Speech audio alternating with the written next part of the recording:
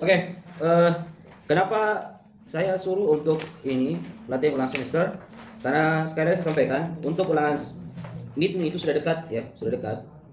Kemungkinan akhir bulan 2 atau kalau tidak awal bulan 3 ya. Makanya kita untuk modulnya itu kita kerja latihan ujian semester saja. Karena otomatis untuk nilai kalian itu ada yang terakhir, ada 2. Yang pertama itu adalah nilai ujian sekolah, kemudian diambil nilai kelas 4, kelas 5, kelas 6. Itu nilai rapor diambil kelas 4 semester 1 2, kelas 5 semester 1 kelas 4 semester 2, kelas 5 semester 1 2, kelas 6 semester 1 2 ditambah ujian sekolah ditambah ujian nasional kalau ada. Tapi sudah 2 tahun ini sudah tidak ada ujian nasional, sudah 2 tahun. Jadi kemungkinan ujian nasionalnya tidak ada, yang ada itu ujian semester atau ujian sekolah ya. Coba dilihat untuk yang pertama, jadi ini campuran ya. Ini campuran, ada 25 nomor, satu paket soal itu campuran. Cuma tidak ada matematika karena matematika dia sendiri. Coba dilihat yang pertama. Perhatikan percakapan berikut ini. Ini berarti kalau percakapan berarti bahasa Indonesia ya. Bahasa Indonesia. Yang pertama, Budi. Jadi kalau perhatikan dulu, saya jelaskan. Kalau ada tanda petik begitu berarti dia kalimat langsung ya. Jadi kalau ditanya nanti biasa di ujian itu apa arti dari tanda petik 2. Jadi biasanya di pilihannya itu kalimat efektif, kalimat majemuk bertingkat, kalimat menjemuk, kalimat langsung. Jadi jawabannya itu adalah kalimat langsung. Artinya kalimat langsung biasanya dipakai di percakapan. Misalnya Budi titik 2 tanda petik 2 berarti Budi yang mengatakan langsung. Begitu maksudnya. Jadi Budi pada percakapan itu atau diskusi itu Budi yang langsung mengucapkan kalimat itu ya. Budi, Bu, saya minta izin ke kamar mandi. Kemudian ingat kalau ada petik pembuka itu pasti ada petik penutup ya. Ada petik pembuka, ada petik penutup. Bu Guru, berarti Bu Guru juga ini kalimat langsung, boleh, silakan. Budi, terima kasih Bu. Nah itu. Kesimpulan yang dapat ditarik dari percakapan tersebut adalah A. Apabila hendak keluar kelas, harus minta izin kepada bapak atau ibu guru. B. Budi anak yang penakut. C. Budi anak yang suka mengganggu. D. Budi anak yang pemalas. Paling benar ini adalah A ya. Apabila hendak keluar kelas, harus minta izin kepada ibu atau bapak guru. Oke, nomor 2, coba dilihat. Saya mau jelaskan detail ya. Jadi tidak apa-apa tidak selesai. Yang penting saya mau jelaskan detail. Satu per soal, supaya kalian tidak bingung ya. Perhatian penggalan cerita berikut. Roni meminjam kertas ulangan Nita yang duduk di depannya. Titik. Nita tidak memberi, koma, tetapi Roni memaksa. Titik. Terjadilah tarik menarik, koma, titik. Akhirnya kertas ulangan itu pun sobek. Dari penggalan cerita tersebut tampaklah sifat Roni yang A. Suka mengganggu, bukan, dia tidak mengganggu. B. Suka mencuri, sama sekali tidak ada pencurian di situ. C. Suka bertengkar, tidak. Yang paling benar adalah suka memaksa. Karena dituliskan di situ adalah memaksakan kehendaknya, berarti memaksakan kehendaknya berarti suka memaksa. Oke, nomor 3. Kesimpulan yang dapat ditarik dari percakapan tersebut adalah nomor 3 salah tadi, nomor 1 ya. Nomor 3, percakapan antar pelaku dalam drama disebut apa? Tanya jawab bukan. Kalau tanya jawab itu antara narasumber dengan penanya, biasanya wartawan ya. Narasumber dengan penanya atau wartawan, itu tanya jawab. B. Dialog. Itu yang benar. C. Wawancara, bukan. Wawancara itu sama saja dengan wartawan yang menanyakan ke narasumber. Prolog, kalau prolog itu dia ada biasa kata-kata pembuka di depan sebelum masuk dialog. Jadi yang paling benar di sini adalah dialog. Jadi kalau misalnya drama, ada satu tokoh bercakap dengan tokoh yang lain, itu namanya dialog. Ya, bukan cuma drama saja. Di film juga begitu. Jadi film itu ada biasa kan film naskah ya. Kalau di film apa saja, ada dia bilang itu skrip, ya kan? Dia bilang skrip. Kalau skrip itu berarti di situ ada dialog. Ada dialog ditulis antara aktor yang satu dengan aktor yang lain. Di situ ada. Jadi, tapi biasanya kalau di film itu ada improvisasi, artinya biasanya beda dengan di dialog, tapi arahnya sama, begitu. Nanti sutradara menentukan apakah bagus atau tidak. Nomor 4, alur drama pada umumnya terbagi menjadi 3 bagian, yaitu alur ya. Alur itu berarti jalan cerita. Oke? Pendahuluan, isi, penutup. B. Perkenalan, pertikaian, penyelesaian. C. Prolog, dialog, epilog. D. Sutradara, pemain, penonton. Saya jelaskan satu-satu. Pendahuluan, isi, penutup itu tidak ada di drama. Biasanya ada di laporan, ya kan? Laporan teks eksplanasi, laporan peristiwa. Biasanya dia tertulis kalau pendahuluan, isi, dan penutup. Bukan drama itu. Yang benar sebenarnya di sini adalah perkenalan, pertikaian, penyelesaian. Jadi kalau di drama itu alur ceritanya biasa kalau ada 2 orang biasanya kenalan dulu karena tidak pernah ketemu sebelumnya, ya kan? Setelah kenalan biasanya ada konflik. Konflik itu biasanya adalah masalah. Selain dari masalah, sering juga disebut apa? Pertikaian. Jadi konflik, masalah, pertikaian itu sama semua sih. Jadi nanti siapa tahu ada di ujian, dia katakan konflik atau masalah atau pertikaian itu sama semua. Tidak ada bedanya. Itu bagian tengah. Yang terakhir pasti ada penyelesaian. Kalau penyelesaian itu, kalau biasanya di ujian itu biasanya klimaks, ya, klimaks. Jadi terkadang kalau penyelesaian dia bahasakan klimaks. Jadi sama sih, klimaks, penyelesaian sama. Tapi terkadang kalau misalnya ada novel ya, Novel itu ada dua macam, novel biasa dengan novel serius. Ada istilah novel serius. Kalau novel serius itu biasanya penyelesaiannya tergantung. Nah, itu bikin penasaran biasa penonton atau pembaca. Kalau kalau di kayak drama atau film biasanya tergantung. Contoh, pernah lihat nonton dulu Avenger Infinity Stone? Masa tidak pernah lihat nonton? Avengers, The Avengers yang Infinity Stone itu. Nah, itu kan dia kan tergantung filmnya di akhir. Iya kan, tidak ada penyelesaian kan? Tidak ada. Makanya ada lanjut dia Endgame. Avenger Endgame tuh nanti di situ penyelesaiannya. Sebenarnya Infinity Stone sama Endgame itu satu film. Dari awal hingga akhir dibuat. Dia satu film. Cuma durasinya itu terlalu panjang, sampai 5 jam. Ada sampai 5 jam sebelum dipotong. Makanya dia dibagi dua, dipotong di tengah. Makanya dia ada, tapi dia tidak pakai season, dia tidak pakai 1 2 tidak. Beda kalau sinetron, tersanjung 1, tersanjung 2, tersanjung 3 sampai tersanjung 13. Itu tidak. Kalau film begitu biasanya dibagi dua. Jadi dia movie itu dibagi dua. Jadi dia lain judulnya, Infinity Stone lain, Endgame lain, padahal dia nyambung. Infinity Stone itu namanya serius. Kenapa? Karena dia tidak ada penyelesaian di situ. Iya kan? Tidak ada penyelesaian kan? Pada saat itu orang semua mati setengah, jadi pasir, jadi abu, sudah selesai. Kita penasaran di situ. Akhirnya itu di Endgame, semua menang. Itu yang dimaksud. Ya. Jadi perkenalan, pertikaian, penyelesaian. Lanjut saya jelaskan prolog, dialog, epilog. Prolog itu di awal. Kalau misalnya dialog itu percakapan antara dua orang dalam sebuah drama. Epilog itu biasanya biasa juga di akhir, biasa juga di pertengahan, ada juga epilognya. Sutradara, pemain, penonton, ini lain lagi. Sutradara itu pengatur drama atau pengatur film. Dia yang mengatakan aktingmu bagus, aktingmu tidak bagus, dia mengatakan ini diulang, ini tidak diulang, dia mengatakan. Sutradara yang mengatakan, ya, menentukan. Pemain berarti aktor, aktris, antagonis, protagonis, itu penonton, lain lagi. Kita ini penonton. Lanjut di nomor 5. Tidak apa-apa, tidak selesai ya. Yang penting saya jelaskan mendetail. Nanti minggu depan dilanjut lagi. Bacalah wacana berikut. Sifat gotong royong masyarakat desa perlu diperhatikan kembali. Titik ya. Kalau membaca bahasa Indonesia itu perlu dilihat tanda bacanya. Ciri gotong royong dulu dan sekarang berbeda. Dulu gotong royong berarti saling membantu tanpa imbalan, ya kan? Kalau dulu itu tanpa imbalan. Sekarang bergotong royong berarti saling membantu dengan imbalan. Oke. Kesimpulan dari wacana tersebut adalah A. Persamaan gotong royong dulu dan sekarang. Tidak ada persamaan di situ, yang diceritakan justru perbedaan. B. Perbedaan gotong royong dulu dan sekarang. Kita simpan dulu, kita lihat bagian C. Gotong royong sering dilakukan oleh masyarakat, bukan itu. D. Ciri gotong royong. Yang paling benar di sini adalah B. Di situ kan ada perbedaan dulu dan sekarang ya. Kalau dulu itu free, tidak dibayar. Kalau sekarang itu biasanya minta imbalan. Gitu. Nomor 6. Perhatikan penggalan naskah pidato berikut. Bapak kepala sekolah, bapak-bapak dan ibu-ibu guru, bapak-bapak dan ibu-ibu wali murid yang kami hormati, serta teman-teman yang saya cintai. Penggalan naskah pidato tersebut adalah bagian apa? Salam pembuka, salam penutup atau penutup. Yang jelas bukan salam penutup sama penutup, bukan. Antara A dan B. Apa yang kamu dapat? Siapa yang bilang A? Coba angkat tangan. Yang bilang A dulu. Yang bilang A itu berarti salam pembuka. Ada yang bilang A? Coba angkat tangan. Apa salah? Jawab B siapa? Yang jawab B? Yang jawab A siapa tadi? Yang jawab A. Oke. Di sini coba lihat.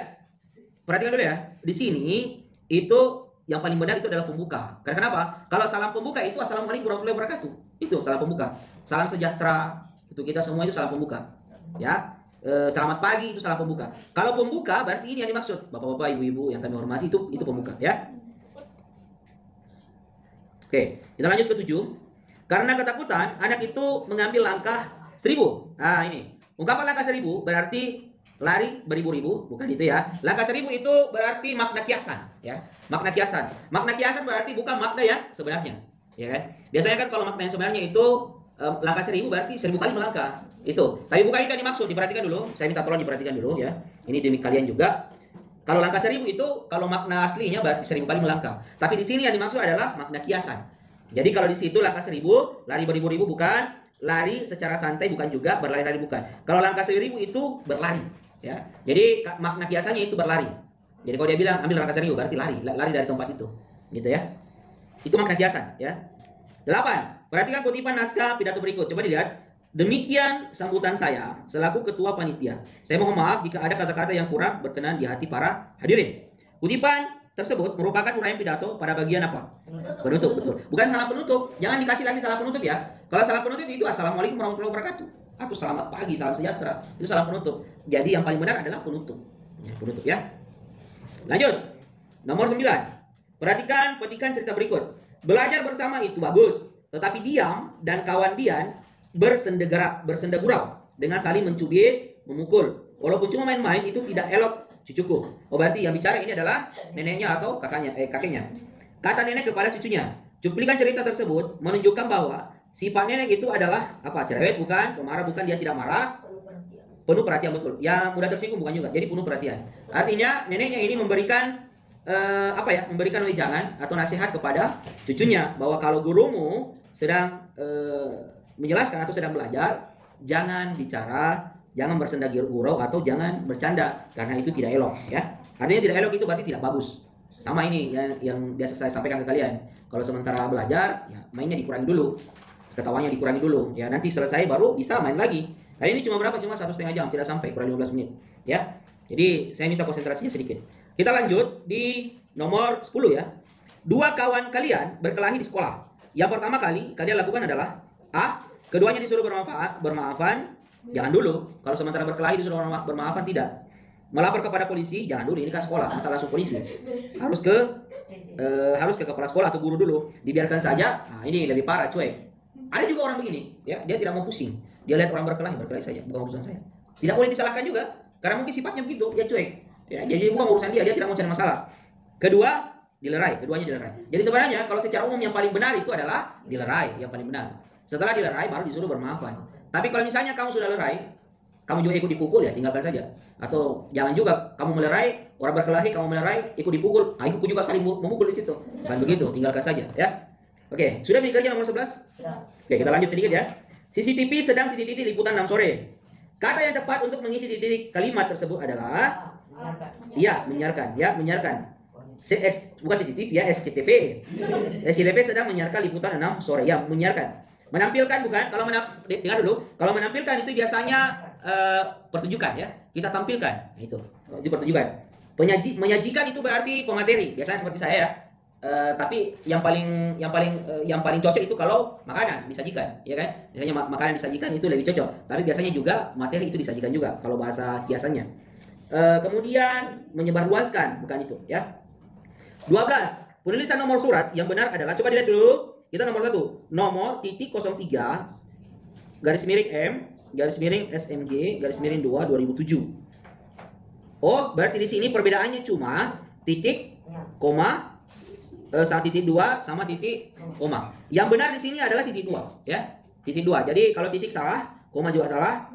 Nomor yang paling benar itu adalah titik 2 ya. Titik koma juga salah, bukan. Jadi yang paling benar di sini adalah titik 2. Bagian C nomor titik 2, kemudian nomornya ya. 13. Dina menjadi tangan kanan Pak Budi. Ini kiasan lagi. Tangan kanan dalam kalimat tersebut berarti ini kiasan ya, bukan arti sebenarnya. Kalau tangan kanan berarti tangan kanannya Pak Budi yang sering dipakai makan, minum, bekerja dan lain sebagainya. Tangannya itu kalau arti sebenarnya. Tapi di sini adalah arti kiasan. Kalau arti kiasan berarti bukan arti sebenarnya. Berarti kalau tangan kanan arti kiasannya itu adalah orang kepercayaan, ya, orang kepercayaan. Bukan juga pesuruh ya, orang kepercayaan. Oke, kita lanjut. Nomor 14. Perhatikan puisi berikut. Aku lalai, beta lengah di masa muda. Kini hidup beracun hati, miskin ilmu, miskin harta. Oke. Puisi tersebut menggunakan pola rima, perhatikan. Rima itu yang bagian akhir, saya sudah jelaskan dulu ya. Bagian akhir itu rima. I, A, I, A. Berarti AB, AB. Oke, AB, AB. Kenapa AB, AB? I itu sama dengan baris pertama, itu sama dengan baris ketiga. Ya, baris kedua sama dengan baris keempat. Makanya dikatakan AB, AB. A sama dengan B, A sama dengan A. Yang baris pertama kan I ya kan? Berarti baris ketiga itu I juga. Berarti A sama dengan A, B sama dengan B. Berarti AB, AB. Itu yang maksud ya. Kalau A, B, B, A salah. A, B, B salah. Saya begini ya, perhatikan. Saya mau perlihatkan dulu satu-satu. Perhatikan. Kalau pola A, B, B, A, dia akan jadi begini. A, B, B, A ya. Kalau A, B, B, A polanya, dia akan jadi begini. Aku lalai. Oke, aku lalai. Beta lengah di masa muda. Kemudian miskin ilmu, miskin harta, kini hidup beracun hati. Itu kalau pola A, B, B, A. Paham ya? Kalau pola A, B, B, berarti pantunnya akan begini. Aku lalai, oke? Kini hidup beracun hati, beta lengah di masa muda, miskin ilmu, miskin harta. Kalau begitu berarti A, B, B. Nah, yang benar itu A, B, A, B yang seperti ini. Aku lalai, beta lengah di masa muda, kini hidup beracun hati, miskin ilmu, miskin harta. Kalau A, B, A, C lebih parah lagi. Kenapa ada C? Ya, ini asal ada lagi pelengkap. Asal ada pelengkapnya. Kita lanjut. 15. Berikut ini penulisan alamat surat yang benar. Oke, coba dilihat. Bagian A yang terhormat Kak redaksi. Coba kita lihat apa perbedaannya di sini. Perbedaannya di sini itu cuma apa? Cuma kalau titiknya sama semua bagian depan ya. Apanya? Apanya yang membedakan di sini coba? Kalau bagian A yang terhormat jalan sama. Kak redaksi majalah Bucil sama semua ya. Bucil. Oh, ada yang tidak pakai titik. Ada yang tidak pakai titik. Kak redaksi majalah Bucil. Oke. Jakarta Pusat. Yang terhormat Kak redaksi majalah Bucil jalan yang di sini tidak boleh ada yang pakai titik. Berarti yang benar adalah lihat dulu, karena kan bagian C itu ada titiknya pusat. Coba ya, tidak boleh ada titik, ya. Jadi yang terhormat Kak redaksi majalah Bucil jalan Dewantara 169 Jakarta Pusat. Tidak ada titik di situ. Oke, paham ya? Oke, 16. Teks pidato yang lengkap terdiri atas, perhatikan dulu, teks pidato. Yang lengkap ya, yang lengkap. Pendahuluan isi penutup, puji syukur, ini salah. Tidak ada yang seperti itu. C, pendahuluan isi kesimpulan. Tidak ada kesimpulan kalau pidato. D, puji syukur, isi dan kesimpulan. Yang paling benar pendahuluan, isi dan penutup. Itu yang paling umum digunakan. Kenapa? Pendahuluan itu masuk di puji syukur di situ. Oke? Kalau penutup biasanya masuk di kesimpulan di situ. Oke.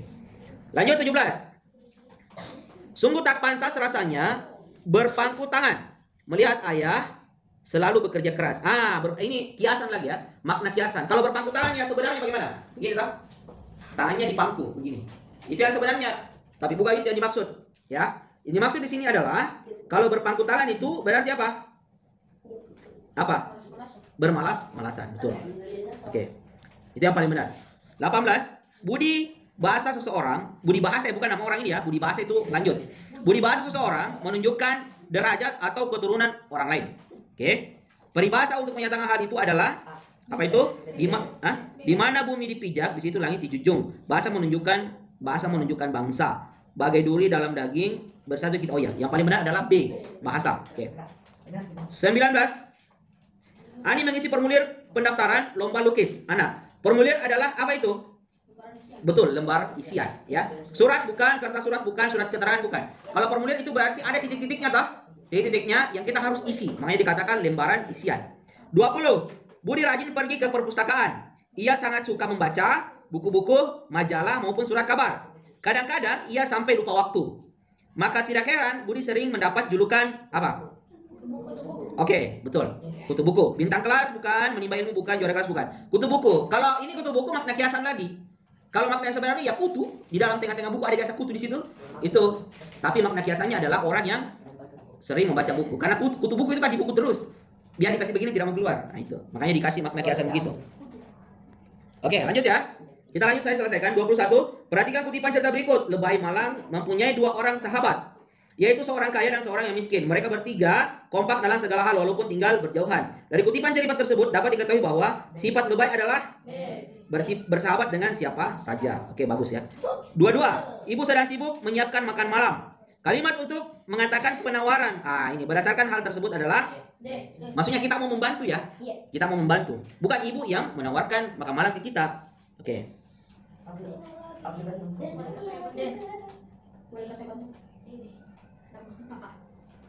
Coba kita lihat bantulah ibu menyiapkan makan malam. Bukan itu penawaran.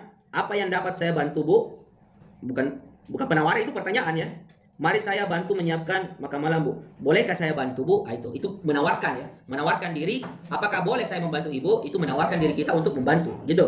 23. Banyak wisatawan mancanegara maupun domestik berkunjung ke Candi Prambanan. Arti kata mancanegara itu, kalimat tersebut adalah luar negeri. Jadi jangan salah. Mancanegara berarti di luar negeri kita. Namanya mancanegara. Jangan salah. Ada yang tulis di sini daerah. Ini salah ini. Antar daerah dalam negeri bukan. Jadi mancanegara itu artinya luar negeri. 24. Hal berikut yang harus ada dalam drama kecuali. Dalam drama ya. Panggung. Naskah sutradara penonton. Apa yang harus ada dalam drama? Yang harus ada naskah. Oke? Kalau dalam drama tidak ada naskah, bahaya. Ada kecuali ya? Oh iya, sorry. Kecuali ya. Kecuali hal berikut ini yang harus ada dalam drama, kecuali panggung, sutradara, penonton. Kalau penonton harus ada panggung. Panggung itu terkadang ada, terkadang tidak ya. Biasa ada juga drama tidak di panggung, ya kan? Kalau naskah itu harus ada, kalau naskah. Kalau tidak ada naskahnya, bagaimana jalur ceritanya bisa ditahu? Jadi yang paling benar di sini adalah sutradara harus ada. Karena kalau drama itu biasanya tunggu dulu, bisa juga sutradara. Kalau dramanya itu jalan sendiri. biasanya kalau dramanya jalan sendiri, live biasanya sutradara tidak ada. Kalau live, tapi kalau dramanya misalnya direkam, biasa ada sutradara. Kalau direkam baru disiarkan, itu harus ada sutradara. Tapi kalau live biasanya tidak perlu ada sutradara. Jadi terserah, panggung juga benar, tulis sutradara juga benar, tidak ada masalah ya. Karena posisinya beda. 25, perhatikan paragraf berikut ini terakhir ya, coba diperhatikan. Keuntungan lain yang didapat dari cara bercocok tanam vertikultur adalah tanaman bebas dari gulma. Hal itu karena tidak ada tempat untuk tumbuhnya gulma. Pikiran utama paragraf tersebut adalah ide pokok ya. Gulma, bercocok tanam vertikultur, keunggulan cara bercocok tanam vertikultur tidak ada tempat untuk tumbuhnya gulma. C. Keunggulan cara bercocok tanam vertikultur. Oke, cukup ya hari ini. Nanti saya kirimkan video penjelasannya.